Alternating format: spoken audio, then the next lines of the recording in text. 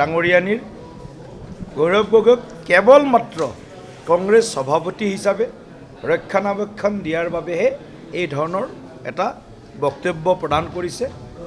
তেখেতৰ আমি এই বক্তব্যক ভাৰতীয় জনতা পাৰ্টীয়ে আমি তীব্ৰ ধিক্কাৰ দিছোঁ, নিন্দা কৰিছোঁ আৰু যিখিনি কথা কোৱা বুলি মই অকণমান আগত যাত চাইছোঁ, শুনিছোঁ, গতিকে গৌৰৱ গগৈ ডাঙৰীয়ায়ো পাকিস্তানৰ লিংক সন্দৰ্ভত এতিয়ালৈকে মানে আচল কথাটো কোৱা নাই, লুকাই ৰাখিছে কথাবিলাক। অসমৰ ৰাইজক এতিয়ালৈকে সঁচা কথাখিনি ক'বলৈ সাহস কৰা নাই, স্পষ্টকৈ কোৱা নাই, স্পষ্টকৈ কোনো কথা নকয়। এতিয়া আপোনালোকে প্ৰশ্ন সুধিলেও উত্তৰ নিদিয়ে। তেওঁ খালি আমাৰ মাননীয় মুখ্যমন্ত্ৰী ডাঙৰীয়া যিগৰাকী অসমখনক অনিৰুদ্ধ গতিৰে আগবঢ়াই লৈ গৈছে, তেখেতক আক্ৰমণ কৰে, তেখেতৰ পৰিয়ালক আক্ৰমণ কৰে। আমি গৌৰৱ গগৈক আক্ৰমণ কৰা নাই, আমি আক্ৰমণ কৰিছোঁ তেওঁলোকৰ যিটো ভাৰতৰ প্ৰতি বা দেশৰ প্ৰতি তেওঁলোকে সময়ে সময়ে সংসদৰ ভিতৰত সংসদৰ বাহিৰত যিধৰণে আপোচ কৰে দেশৰ সুৰক্ষাৰ ক্ষেত্ৰত, আমি সেই প্ৰশ্নটো তেওঁলোকক কৰিছোঁ। সেই প্ৰশ্নৰ উত্তৰ তেওঁলোকৰ লগত নাই।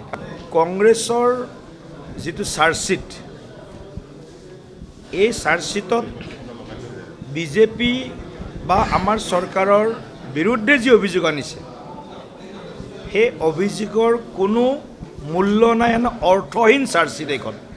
মেকানিজিম, সেই ব্যৱস্থা, সেই পৰিৱেশ যদি আনিবলৈ সক্ষম হৈছে বিজেপি চৰকাৰে, গতিকে যুৱকসকলক এফালে হতাশাৰ ফালে ঠেলি দিয়া দলটো আছিল কংগ্ৰেছ। অসমখনক বাংলাদেশী মিয়াৰ হাতত গতাই দিয়াৰ যি গভীৰ ষড়যন্ত্ৰ, যি মহাপাপ কংগ্ৰেছে কৰিছে, তাৰ দায়িত্ব কংগ্ৰেছ দল ল'ব লাগিব। কিন্তু আজি বিজেপি দলক তেওঁলোকে অভিযোগনামা তেওঁলোকে প্ৰস্তুত কৰিছে। গতিকে এই অভিযোগনামাই মই ভাবোঁ কংগ্ৰেছ দলে পূৰ্বতে যিমান পাপ কৰিছে তেওঁলোকৰ কাহিনীবিলাকে তেওঁলোকে লিখি উলিয়াইছে, তেওঁলোকৰ নিজৰ কাহিনী বিজেপিলৈ ঠেলি লিখি উলিয়াইছে। মই কৈছোঁ তেওঁৰ বক্তব্য, আপোনালোকৰ মিডিয়াত অহা বক্তব্য মই শুনিছোঁ, কেইবাটাও সংবাদ মাধ্যমত তেখেতে কৈছে। তেখেতৰ যদি বিজেপিত অহাৰ ইচ্ছা আছে বা আমাৰ যদি কাৰোবাৰ লগত তেখেতৰ সম্পৰ্ক হৈছে, নিশ্চিতভাৱে এইটো এটা ইতিবাচক দিশ হ'ব। কাৰণ আমি কৈছোঁৱেই কংগ্ৰেছত খিলঞ্জীয়া মানুহ বেছিদিন আৰু তিষ্ঠি থাকিব নোৱাৰে। অসমৰ হিতৰ কথা চিন্তা কৰা মানুহ কংগ্ৰেছত নেতৃত্ব ল'ব নোৱাৰে।